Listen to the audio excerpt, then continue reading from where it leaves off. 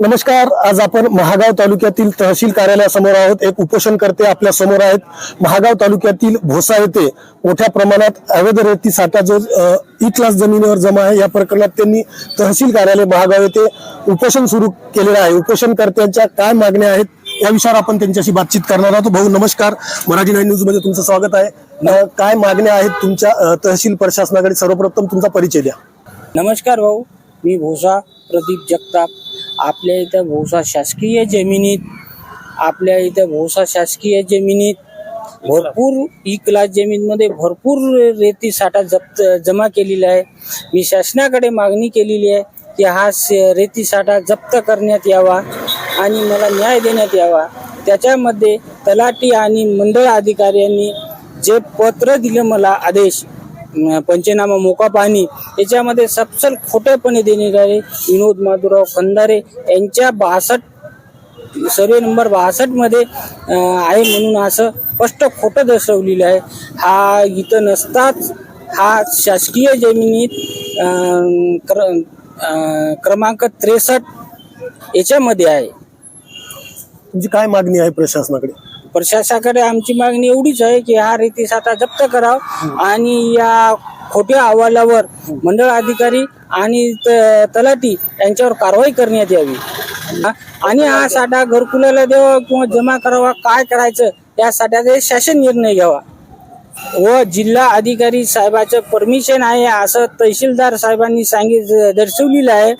त्याच्यामध्ये फक्त एवढं दर्शवलेलं आहे की परमिशन कलेक्टर साहेबांनी साठा जमा करण्यासाठी दिलेलं आहे बुवा यांच्या शेतामध्ये. त्याचे पूर्णही आपल्याला डॉक्युमेंट मिळण्यात यावे. जे काही त्याने दिलेले आहे, कोणी आधारे दिला, कशासाठी दिला, कायसाठी दिला, ते पूर्ण डॉक्युमेंट पूर्ण मिळण्यात यावे हीच माझी विनंती आहे. मी रजत कुमार राजाभाऊ खाडे, महागाव तालुका मराठी पत्रकार संघटनेचा अध्यक्ष.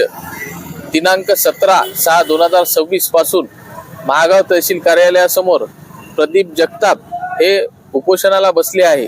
भोसा येथे अवैध रेतीचा साठा म्हणजे शासनाने परवानगी दिलेली आहे एका सर्वे नंबरची, आणि अवैध साठा हा दुसऱ्या सर्वे नंबरमध्ये जमा केलेला आहे. संबंधितावर कायदेशीर कारवाई करण्याकरिता हे स्वतः उपोषणाला तहसील कार्यालय महागाव येथे बसले आहे.